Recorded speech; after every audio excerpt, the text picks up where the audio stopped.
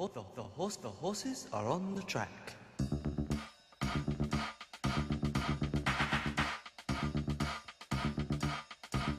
The gates open and they're away. Crisis Time was slow and trails them clearly. Grand Bernini fast to begin from So Awesome, and then Nullarbor on the fence. Then comes Madame Ruby pressing on deeper on the course. Templar's going to settle back second last or last now as Crisis Time goes ahead of it and neck in advance second last. So they head into the first corner.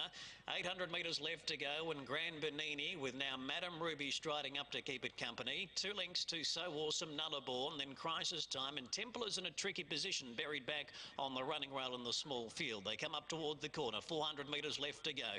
Grand Bernini starts to click up, travelling well, leads a length now. In second, Madame Ruby filled 4. Nullarbor on the fence, and then comes So Awesome. Crisis Time to the outside. Templar's back last as Grand Bernini, the flashy white galloper, put 2.5, 3 lengths on them from Madame Ruby. Now Templar's coming through. Crisis Time down the outside, but it's Grand Bernini clear, and it's going to be a bolt in, a whitewash. He's won by 5 lengths on the line. Madame Ruby second. Third was Templar.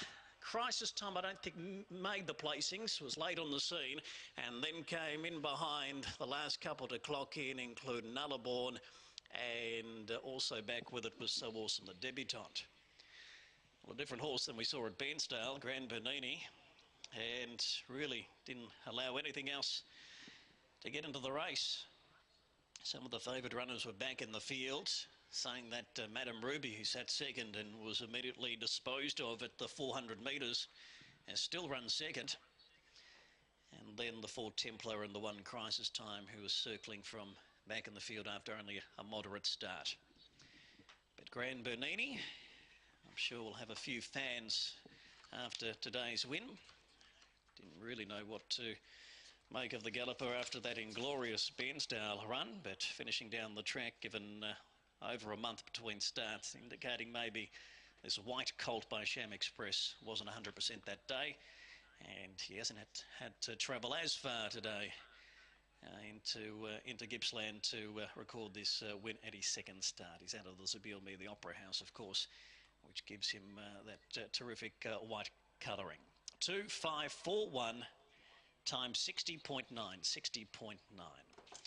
All right, well, it was nice to see him go around in that fashion, because I know they'd held high hopes for him in his trials and in that debut start, and he's put it all together today, Warren. Yeah, he's off to a flyer, Adam, and so are you. The whitewash at the end, one of your great calls to start the day. Mark Laker from the stable joins me, Kieran Maher and Dave Eustace. What was the expectation going into today, mate? Oh, look, the horse's got ability. He's put together some really nice gallops at Sandown, and it's just all about, he's an immature bugger, a little bit soft-boned.